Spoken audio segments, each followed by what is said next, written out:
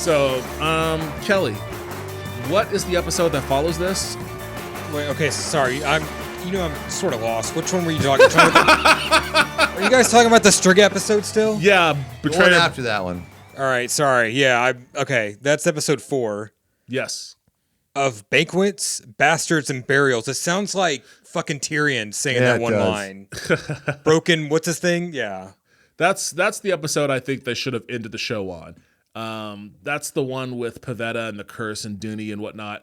I thought that was a cool episode. We had some disagreements with how the setup started. Yeah, I asked my wife, I was like, so did you, I was like, when the hedgehog guy showed up, did you, like, what did you think? That he came from like a hedgehog, like a hedgehog family? Yeah, was he born a hedgehog? And she was like, no, I didn't get that sense at all. I was like, I thought possibly maybe the queen had cursed him off screen way before this or something. And she's like, no, I didn't get that sense either. I just assumed he had gotten cursed. You know what I mean? Yeah. Like, at some point, but she didn't seem that he was born that way. I think she was just like, yeah, I didn't ask her if she thought he was cursed before or after he met the girl. See, I didn't know if that was like an attempt.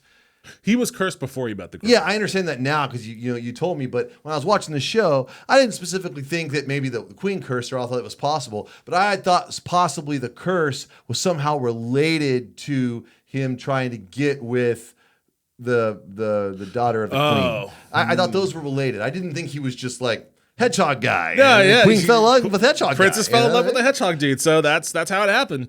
I'll be damned. That happens sometimes, I guess. But no, that also had a really cool fight scene. Yeah, that was cool. Lots of spinning from Geralt. That was a thing. A point of contention. Twirling towards freedom. Yes, again playing the game, I was like, why is he spinning so fucking much? I just want to hit this dude. But now he makes good use of those spins. So that was a really cool sequence. I thought that it should have been the episode that ends the season, though, because the entire Witcher story centers around Geralt and Ciri, basically. And his trying to protect Ciri, his destiny being tied to Ciri, and then eventually in the game, Ciri's destiny with, the prophecy and all that sort of stuff. So it's think funny, that though. I'm sorry, continue. I'm sorry. Yeah, I think that ending. Oh, our light just died here. Didn't have it fully charged, but that's okay because you still got a lot of light right there. Wow, it doesn't look all that different over there. Well, it's a little bit different on you, but that's no big deal. Anyways, so Geralt, ending it with the introduction of Ciri, I think would have been much more of a setup for the season 2 than how we did end it, which we'll talk about in a second. When I said reordering the episodes probably would have made this make a little bit more sense. I think this would have been a much more consequential episode to build up to because it's all about as much harping on Destiny as they do. This is where Destiny begins for him. Yeah. This is where for End's beginning, this is the beginning part, Yeah. So I feel like this would have been a much more consequential season ender. And it had a lot of really cool moments. I love how it started with the Sycamore and everybody in the tavern is singing Dandelion's song and all of that. I like that you get some appearances from characters that you see in the games, like a young Krakon Crate and all of those dudes, the Clan Tuirsik guys from Skellige, all of that's super cool. You get Queen Calanthe and she's all covered. She's like an armor with all this blood stuff on her. She's all swaggering and whatnot. She's a really cool character. There's a lot of really cool stuff in it. The curse aspect of the Dooney character isn't really played up that much, so that can probably be a little confusing. Yeah, it was confusing to me. Yeah. I thought that was a bigger deal than it actually was. And more to the point, the mysterious powers of Pavetta is also not expunged upon at all. Yeah, I know. And you get through parts of the series story in these episodes, you get that she has a little bit of that too, but it's still never really expunged upon. So all of that, there's a lot of things for as much harping as we do throughout our episodes about exposition, there's a lot of things in this show that don't get explained that probably should have been touched upon a little bit. I agree. That's the thing. It's like they chose to focus on the wrong stuff because there is a ton of exposition. They're talking about all kinds of random shit. Yeah. Think about how much in that first episode, how much back and forth they talk about the the prophecy of Renfrey and all that crap. Just Yeah. how much time we spent hearing about that when it really didn't matter all that much in the actual consequence of the arc of the season. Yeah. It was more a character that was essentially dead by the first episode. Spoiler alert.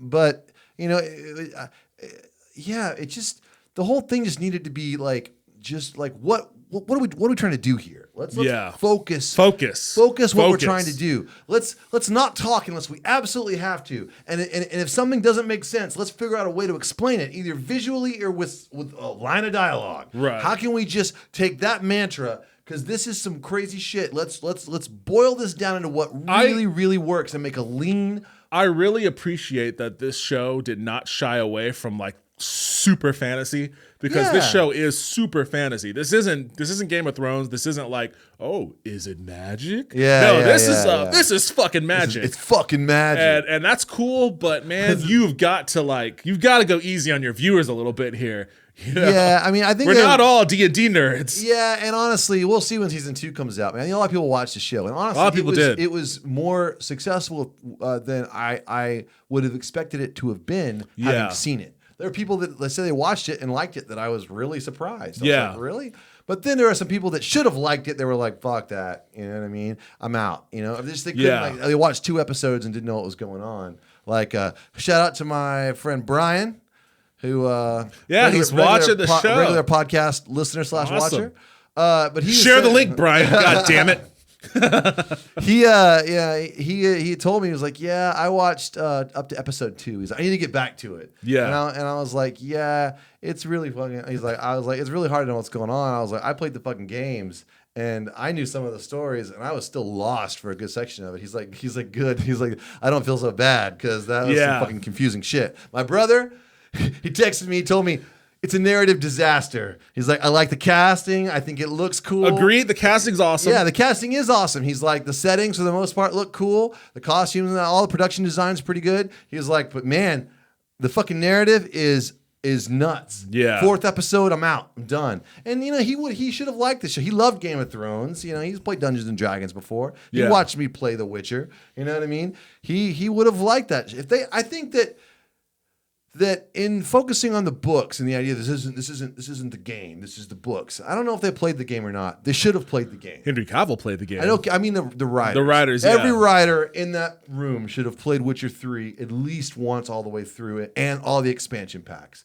Because it would have given them, I think, an extra insight into what is so attractive about that character in that world. Yeah. And you know what I mean? It's like they would maybe have a little better sense of what anyone's ever there for. Well, and I talked about this a little bit last time. I think that the desire to make more a honest translation of the books rather than the games was an attempt to create a separate vision of this. Something that, because the Witcher was popular in Poland and I guess some other parts of Europe a little bit. It didn't reach the stratospheric levels of popularity until the games came out, particularly Witcher 3. Like the first 2 games were popular, but Witcher 3 really put it on a whole other level. Witcher 3 is great ass game. You know, and it's an interesting thing because like the author Andrew Sapkowski, he licensed or sold the rights, I guess, to CD Projekt Red, the developer, for basically pennies because he didn't think that it would actually, sell a whole lot and become a worldwide phenomenon. He just wanted to make a little bit of money while he could off of it. I think he just recently resettled for like 16 million or something. 17, I believe. Oh, nice. 17 million because it made a shit ton more money than what he initially sold it for. So yeah, he got value for it. He didn't exactly think that it would be what it was when he first pitched it or when he first licensed it. But because it's become such a huge thing, because of those games, The Witcher is basically just synonymous with the games. And like the books are almost like the bastard children of the games. So I think that the showrunner wanted to give the books due respect as the thing that started this whole, which isn't like, it's not a bad idea. I like the idea. I mean, it's all just execution. It could have been done. What a lot I mean better. though is like when you play the game. What I'm saying is, what I'm trying to say is that I don't disagree with you, but the intention, like I don't disagree with their intention either. Like it was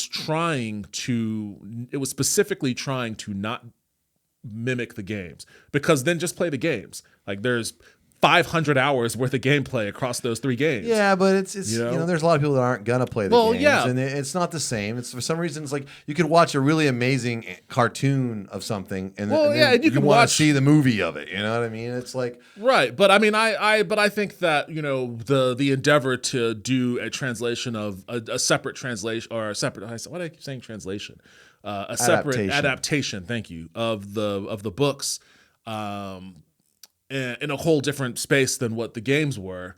Like, I like that idea, and I like that they attempted it. I may not necessarily agree with how they attempted it, but I was ready to enjoy a different version of what I had already partaken in. Yeah, because there's gonna be another Witcher game. They're making it already, so I'm gonna get that eventually. It's gonna have Geralt. I was thinking about that recently because they said that like there'd be no more Geralt after Witcher 3, but I don't see how they make a show and it becomes, if they do more than 2 seasons, if it's real, the show becomes really popular, if they get their shit together and it becomes really popular, and Geralt's the main character. I just don't see how they don't make another a game with Geralt in it. You know what I mean? It would be tough. It would be real tough. But I mean, there's got to be an incentive though to not have Geralt. I hope they don't have Henry Cavill do the voice in the next game if they have Geralt. Oh, they wouldn't do that. Doug Cockrell. Hopefully Henry Cavill wouldn't do it. He'd be like, no, I want to play this game and I want Doug Cockrell to do that. Hey, Kelly, what's the next episode?